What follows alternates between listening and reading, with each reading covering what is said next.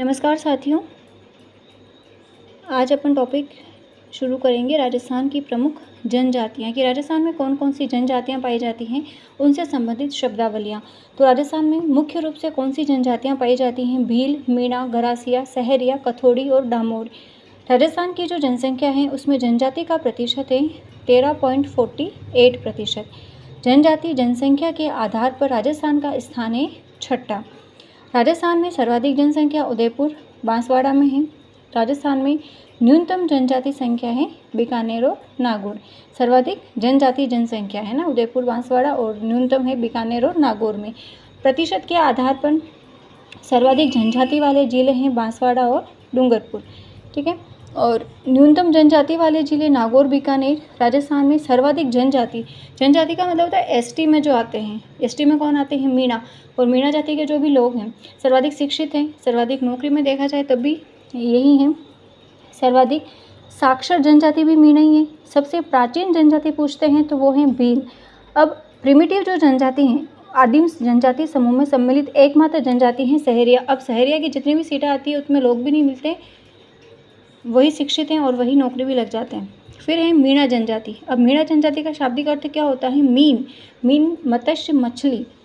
मुनि मगन सागर ने मीणा पुराण में उत्पत्ति का उल्लेख किया था। इसमें 24 खापे 5200 गोत्र हैं। मीणाओं के दो प्रकार बताए जाते हैं, जमींदार मीणा और एक होते हैं चौकीदार मीणा। तो जमींदार मीणा में आता है पुरानावासी मीणा और नयावासी मीणा। तो मीणाओं के जो मुखिया होते हैं उनको कहते हैं पटेल। देवी देवताओं को कहते हैं बूझ। विवाह विच्छेद, ये सारी शब्दावलियाँ हैं। छेड़ा फाड़ना, विवाह विच्छेद का मतलब जो तलाक होता है उसको कहते हैं छेड़ा फाड़ना।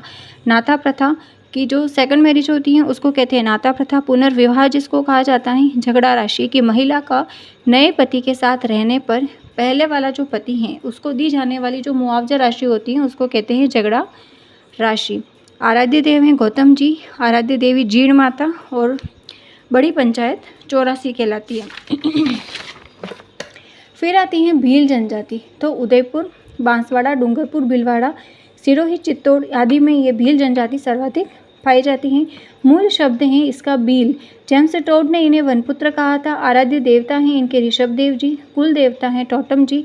भीलों के मुखिया कहलाते हैं गमेती या पालवी, और इनका जो घर या झोपड़ी होता है उसको कहते हैं कू या टापरा।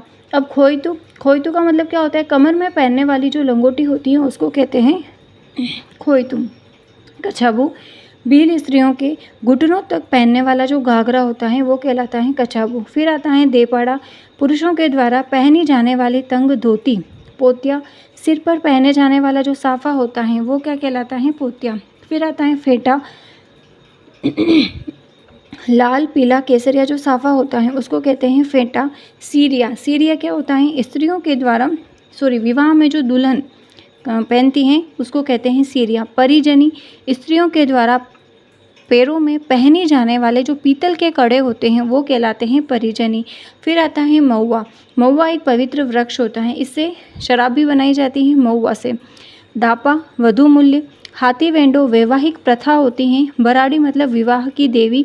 फायरे इनका रणघोष होता है। काट्या मतलब मृत्यु भोज, और इनके मुख्य नृत्य होते हैं भील जनजाति के हाथी मना, नेजा, गवरी, गेर, युद्ध, घूमरा आदि। तो भील जनजाति जो है वो 40 दिन तक जो नृत्य किया जाता है वो ही गंवरी है ना, भादवे के महीने में। और ये प्रश्न सेकंड ग्रेड में बना हुआ था कि ऐसा कौन सा नृत्य है जो 40 दिन तक किया जाता है? गंवरी। फिर आते हैं प्रमुख ढोल। तो फर्स्ट है मारू ढोल। विपत्ति के समय बजाया जाता है मारू ढोल। देवाल ढोल बीमारी या प्रकोप की स्थिति में बजाया जाता है। घारिया या बारी दुर्घटना या हमले के समय। नाचन या मांगलिक अवसर पर, ऑफकोर्स डांस मांगलिक अवसर पर ही किया जाता है। प्रमुख मेले हैं इनके बेणेश्वर धाम और गोटिया अम्बा।